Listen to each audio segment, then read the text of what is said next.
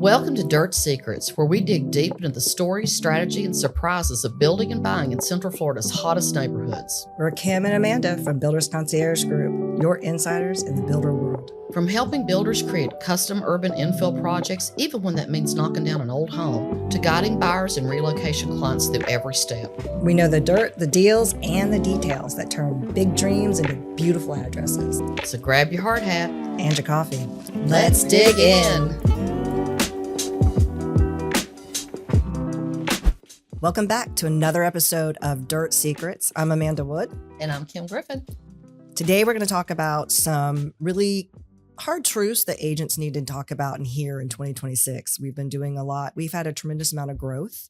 Last year, we did a 55% increase year over year. And we started some real estate coaching, some big differences. You've probably seen our social media. Obviously, we're doing the podcast and stuff now. But there are things that we've been learning fast and furious in a year's time with a tremendous amount of growth, which has been phenomenal. But it's taught us a lot of things that we want to share with you. So, Kim, I'm going to ask you a few questions. I'm going to let you tell our audience some things. What would you do in 2026 that you haven't done before that would get you to that six-figure income that everybody's striving towards? Mm-hmm. Well, I think the most important thing is realize your time is your money. Time is the most valuable asset you have. You can't buy any more of it. Right. You can't make any more of it. All you can do is use every minute of that day as efficiently as possible. Yep. So I spent a lot of 2025 trying to improve my efficiency because as you grow and you get more and more on your plate, it's much easier to drop balls. Yep. So Growing it's pains. really important. I mean, we read those. Some people use an app. Some people use a paper calendar. Whatever works for you. There is no perfect method. It's like a CRM. It's only as good as the information you're putting into it. How you use it. And how you use it. So one thing that I am always guilty of is the first thing I do is open up my email. And so I've started a more deliberate morning routine of like just figuring out where's my day going to go today? What do I want to accomplish today? Because if you get into the weeds of email and phone calls and text, you look busy, but are you making yourself any That's money? right. Are you just Income producing responding? activity. Yeah, income producing activity. Every day you need to block out time. And even if you don't have a deal on the table, you need to figure out how to get one there. And that might be just reaching out to 10 people that you've been meaning to call, writing a few notes, doing some pop buys. Pop buys are an old fashioned thing, but one thing about after They work. 35 years in this industry, the one thing I've learned is a lot of the old methods are tried and true. There's a reason we still put signs out in front of houses. We've all heard a lot about how, the technology platforms are going to take over the home purchasing. It's still such an emotional process. It's the number one thing that the biggest asset most people will ever purchase. And they want to know and trust that person on the other side of the transaction that's help them lead through the process. So I think it's really important to Nothing will ever replace belly to belly. No, ever. It will not. And I think it's really important though to use that time as efficiently as possible. And try to make it more fun. I lose interest in tasks that I don't want to do quickly, and I think all of us do. But I found that if you just super focus for 15 to 30 minutes, it's amazing how much of those I don't want to do this task get off your desk. And set yourself something fun to do every day, something that you really do enjoy doing. If you enjoy doing pop buys, say, I'm so tired of looking at this computer. I'm so tired of looking at MLS. I'm going to go by and see 3 people I really like. I like spending time with, and take them a little gift. This is the first of the year. I think all through January, Happy New Year is very appropriate. If you didn't have a chance to catch up with those past clients or those potential future ones at Christmas, this is a great time to say, hey, I'm wishing you a happy and prosperous, and healthy new year. And, if you have any dreams or aspirations about real estate, love to help you, look at those and make them come true this year. So I think it's really important to stay on top of those people and get a feel of where they are, and ask them. Don't just call and say, hey, do you want to buy a house? Say, hey, how's your family? Would you all have any big life events occur this year? Did you, you might find out they're like, oh gosh, we're going to have a baby. And, so those things that people still move for the same reasons. They move because of, family size changing, job changing, financial position changing, uh, marital status changing, the same things that people have always moved for, they're still moving for. So just 100%. getting to know those people a little deeper, a little better. And I think that would be everybody's goal for 2026, both personally and professionally. Just develop deeper relationships with people because this is a relationship business. This isn't just selling houses in just transactional.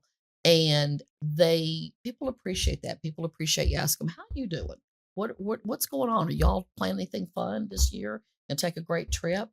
Just start the conversation with something besides, are you thinking about buying or selling this year? Um, Well, and there's more to it too. I mean, it's not even trying to figure out that. It's also maybe they need to do a home improvement. Maybe you have a mhm, trade that they're looking for. Like, I'm yeah, trying to find this, I'm trying to do that.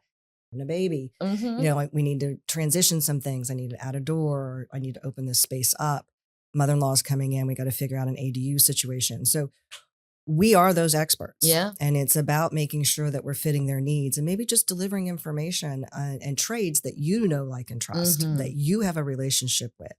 We do that for our clients mhm. constantly. We have a Rolodex, if you will, Yeah, I do. of tremendous amount of people that we work with on a regular basis. Mhm, So we have that connection. And I always tell mhm, people it's our ecosystem. So that's a one-time job. But when we build a relationship with somebody, we give them a lot of referrals. They're going to work harder for you. They're going to mhm, show up on time because they don't mhm, want to lose that stream of income that they have gotten from us. So mhm. they work harder staying in our ecosystem. They work harder because we develop a relationship and we don't just give them one job. So be that for your clients. Know those people. Don't just look them up on the yellow pages. I'm gonna really go Google. back. We're gonna really go back there. Uh-huh. But don't just be that. Just know these people and send them the business, develop those relationships, be there for them. And there's a statistic, and I don't know the percentage. I know you do. You're going to tell me in a second. But the majority of people, they hire the realtor that they spoke to last, not the one that sold them the house, It's not over the person. 80% Yeah, people. you've got to stay in contact. Mhm, We don't need to buy leads. We don't need to do that. We need to work our database. The people mhm. that we have sold homes to that we like. I mean, we have a few we probably won't, but very few. But there are most of the people that we like, and we want to do business with them. I mean, we've got 11, 12 transactions with past clients from Mhm. referrals, from everything. We've never bought a lead. So the way that we transition our business is making sure we build relationships. And it's not just about us. It's never about us. It's about them. So when it's about them, it always transitions into something back towards us. And And I that's think just how you do business the I, right way. I just think it's so cool when somebody calls you up 4 or 5 years later and they go, "Hey, Kim, I'm thinking about painting my house. Do you remember what my living room color was?" Unfortunately, sometimes I She do. does. She But, almost always does. no, it's great to hear from them and, and that gives an opening to like, how do you like your house? Is there anything you would have done differently? It gives you good focus Mhm. group feedback from an actual client who's living and using your home.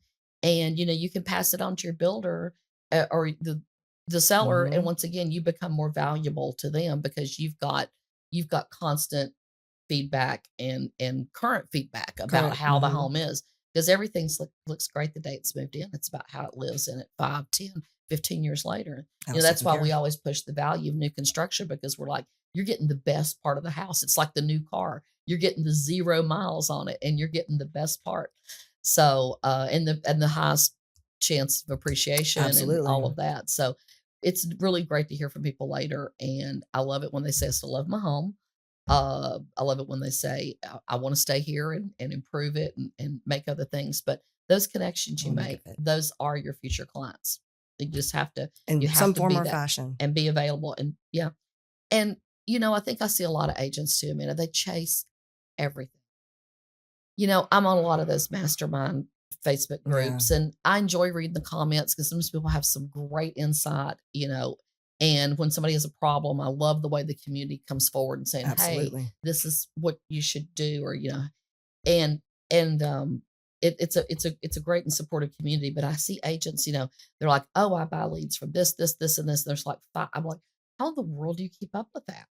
And what is that costing you? And I think that we equate in our society in general, What's we your term equate ratio? busyness with productivity. Right. Busy is not being productive. If you're doing stuff to do stuff, it's like when you start organizing things in your house, you get caught up in one little thing. you feel like you're busy, but you haven't accomplished the Well, you overall go to one goal. room to do something and then you Yeah. go, oh, I need to do this. And you go here and you never complete anything. And I think our brains work like that, Yeah. and especially, with the advent of all the technology we have at our hands, I think we bounce around a lot. And I think that every morning you need to get up with a purple, purpose, purposefulness and Intention. say, and an intention and say, today I'm going to focus on whatever you have chosen as your niche. Amanda and I chose new construction long ago.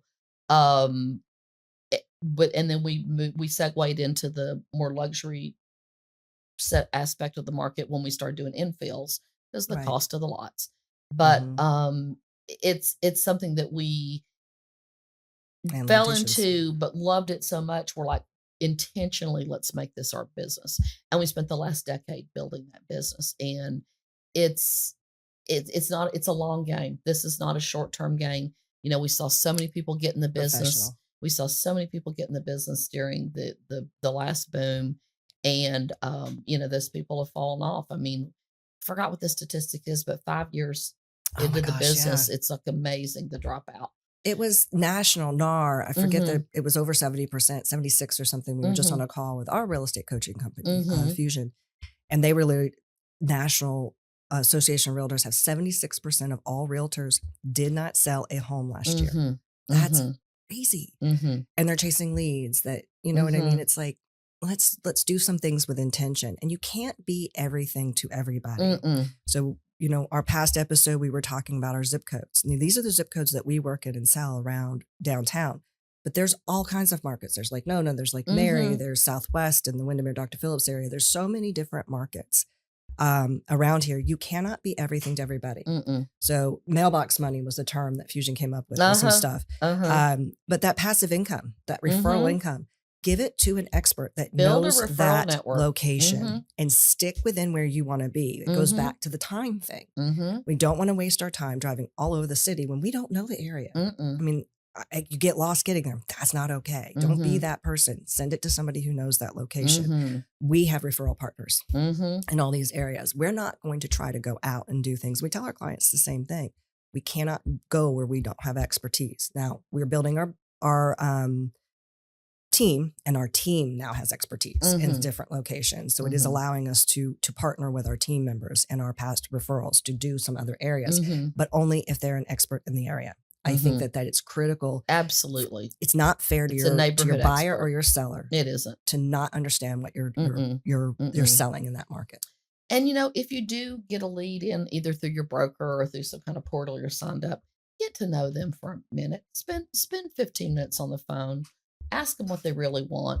There's nothing more frustrating as a listing agent when we show up and the realtor shows up and it's obviously the first time they've ever met the person. Because I'll be like, what do they need? What are they looking for? I When don't do they know. want We're to going to move? find And out they're like, I together. don't know. Oh God. And I'm going, wow. So There's nothing like saying, "What's your time frame?" you're You've shown them on the fifth or sixth house they've yeah. seen. What is your timeline? Well, probably a year or two. We're Mhm. planning on a retirement. We're just looking around, and the realtor's like, Yeah.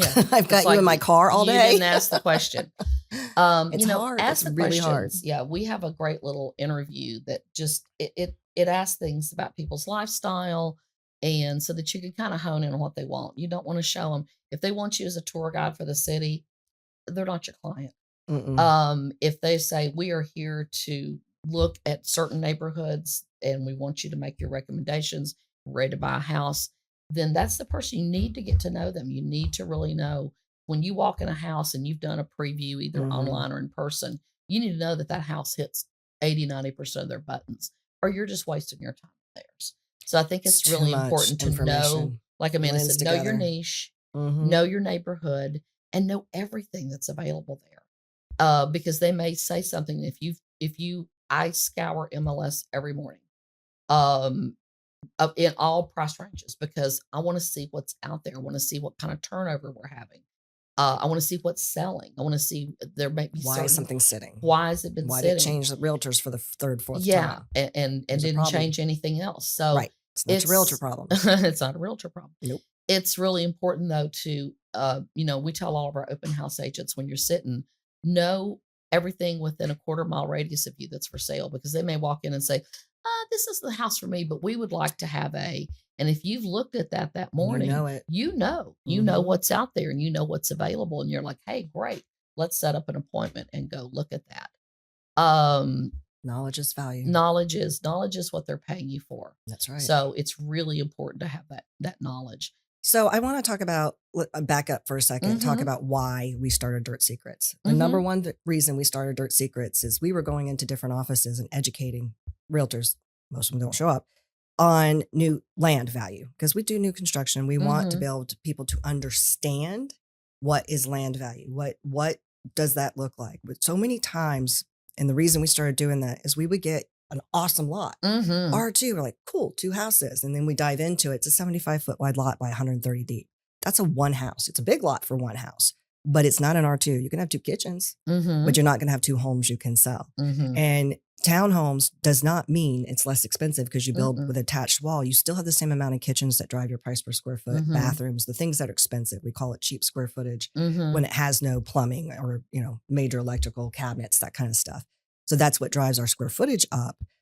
To lower our price per square foot. But Mhm. when we're putting the same amount of bathrooms, same amount of kitchens, same everything, those houses cost the same thing to build. They're not saving money. They're not making any more. So there's not value to an R2. Maybe if we can split, we're doing a lot split Mhm. on, what's the Winter Park, Lindell? Mm-hmm. So we've got a lot split there, but it's big enough to do that. So it's really knowing we can have an R2, and then if it's got a traditional, not a historic overlay, but a traditional overlay, you've got a 7-foot setback, 6.5-foot setback. It depends on your municipality, different things. Obviously, we've got overlays for FAR and ISR and Winter Park. So those are calculations. But you've got to know what you're talking about when you list this. Again, I go back to, you can't be everything to everybody. This is a waste of time. You tell your seller the lot is worth something that they're never going to get. You've just what we call buying a listing. You're not going to sell it, and you're going to upset your seller. They're going to take it off market. Nobody's going to win because you set the wrong expectation. Mm-hmm. That's what we're talking about, like things that we will do in 2026. Mhm. This is the reason we're here for Dirt Secrets, is all things real estate. But we really want to drive this information where you can go back and look at it. We want you to know you can call us at any time. Mm-hmm. If you tell us the lot and everything, we'll give you the information. If one of our builders is not interested in that lot and buying it, we probably can point you in that right direction with the right amount of information. Even before you take the listing, Mm-hmm. you can call us and say, hey, this is my buyer. This is what's going on. My seller, I want to set the right expectation. This is what I'm seeing. Can you help me understand the rest? This is not easy information. This is Kim's over 32, 33 years now. I'm 33. You're going into your 33rd year, or just hit 34, 22. So we have been doing this for a very long time, and we still need to look up a lot of information, but we have this and we will give you this information. We want this to be of value to you. We want it to be of value to your seller. We want those expectations set properly. Not trying to steal the land. We're not trying to do any of that. It needs to be right for your seller. But if your seller's not going to get the deal, regardless of what number you put on it, why are we wasting anybody's time? It's just going to disappoint everyone, and nobody's going to make any money. So I think it's very important to have that right information Mhm. and not waste your time doing things in 2026. Save your time, make money, and do it right. Do the Mhm. right thing for your seller. Do the right thing for your buyer. Hyper local. Know your markets and refer your business if it's not something you're an expertise in. I think it's really important. And then we start talking about luxury homes, which is a Mhm. big part of our market and our luxury growth here in Central Florida. I think our average price point shook out to a little over $1 million this year. Mhm. So it's the first time we've gone that high as our average price Mhm. point. There is a strong market for it, but it's a different conversation. So you've got to understand what you're looking at and what your inventory is, and the local inventory is Mhm. providing this information to you. What's your buyer's price point? That's first and foremost. And it Mhm. doesn't mean what they can afford. It means what they're comfortable spending. Mhm. So we've got to know, what are you comfortable spending so we Mhm. can stay in those parameters. It's not good to be house poor. Mhm. Nobody wants that. But we got to start talking about some of those luxury talking points too Yeah. in that market. You So do. And share each some. one of these zip codes we talked about in Yep, our previous episode has a different set of standards for yep, luxury. that's right. You can't take what you built as a luxury home in College Park and transfer that to Winter Park. Mm-mm. It's a whole different level of finishes. Yep, When you go down to Soto, a little bit different level of yep, finishes. So you really have to know your submarkets to know what and what not the builders overpriced. are offering. Because if a builder comes in with winter park, his or her winter park features and builds it in Soto, they're going to be overpriced. Yeah. And Copy, repeat. every now and then you'll find that unicorn that says, "I love it. I don't care what it costs. I don't care if it appraise. I want it." But that's very rare. Most people look upon this as both an emotional decision as a business decision. It should be. And you want to both. help. It should be, and you want to help them make the right It's where you one. raise your family. It's important. And I think that a lot of people too that list new construction, they have a reputation in their market for being good salespeople, for having good numbers, but they list a new construction home and treat it like a resale. Right. And it's really not. It's a different animal. And you've got to build that value, because new construction is You have to typically understand what you the have to value understand is what the value first. is and build that value with the clients. And the gap between new construction and resale is narrowing in Orlando. It used to be between 15 and 18%. If someone wanted a new home, they just knew that they were going to pay about more. 15% over resale homes in the same market. And the percentage is higher now to build because Yes. everything has gone up. Yes. So it's really starting to narrow Because we are can't- short on good inventory. Yeah. The builders will continue to come in and try to fill some of those gaps. They really will. And it translates into material. I mean, the core features of the home are kind of it. I mean, trusses are trusses. You can change your roof pitch. You can change certain things to value engineer, but it's about features in the home. It is. It is. It really changes you what know you're what gonna put people in. are looking for in that submarket. In that market. And what will, I love it when somebody's like, well, my buyer really loved the home, but they want to offer $250,000 less. I'm like, there's not that profit. That's not profit margin. I mean, builders aren't building homes to give them away. They actually not do for this. practice. Yeah, they do this to make money and feed their families, just like everybody has a job And you want your builder that does to be that financially for. stable. You don't want your Yes. builder to be working on such a thin margin that he could shut the doors anytime, he or she. You want them to be there for you when you need them. You want to be able to refer them out to your friends and family and know that they're going to be there for the long haul. And well, to warranty it and everything else as well. But it's also about an education that we do with our builders. So we're constantly consulting with them as well about what the buyers are expecting and where you can, look at things in one way. And then maybe you need to make sure you put certain features in the home that are expected, but then we can do certain things to kind of save that money and do that price depending on your submarket and your potential buyer for that submarket. I think it's important to mention though, is there are fewer and fewer builders that want to build from scratch for buyers. It's time. It's a time constraint issue. When you add a buyer into the process up front, you're going to add 60 to 90 days.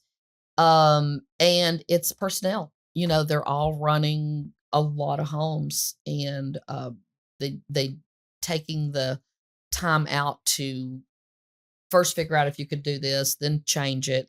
It takes time away from the process. So you're going to see a lot more spec inventory come to the market this year at drywall or after, and there'll be little or no changes to that. So you got to prepare your client for that too. Say, hey, just because we walk in and it's at framing doesn't mean that you're going to be able to change everything. No.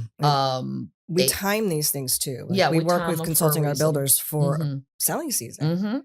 Finishing a home in November, December is not ideal for anybody. No, it is and not. I don't even have to tell you why. I'm sure you can figure that out. So we've got to time it. It's like if it's going to finish here, we need to push it to January. And these are the reasons why. Once again, back to time management. Time management. Everything in this business so revolves if we around now time add management. something in and we do a bunch of changes, if they build a lot of homes, they're not capable. I mean, these are just different systems. So you need a pre-sale buyer that will take your pre-sale and take you from start to finish. But just know you're adding time to it. So you're like, I have to be done in 12 months. You're in charge of that, not your builder. Right. You are responsible for the changes that you do. Everything you do has a cause and effect situation over here. So you have to pay attention to that. And that's one of the big things that we do with our buyers is educate them like, well, if you do this, this is what it's going to take. And you said your most important thing is to be in by this time frame. So that means no, or sign here that your house will not be finished at this date. Correct. We have to put it in writing. We have to make sure that you know when you make these decisions what their consequences are. I mean, that's extremely important. No, we could have a whole episode about change orders. Oh yeah. And we do. We have an entire book about it. So we can educate on all these things, but understanding these cause and effect relationships, your consequences to everything. By the way, almost every single person will come in our models once we're staged and they fall in love and they don't want to change anything. But when they can't see it installed and see it done, they're just looking at a little square like me. I'm not a designer. I don't have an eye for this stuff. I need to see it completed. I like that. I don't like that. That's all I got.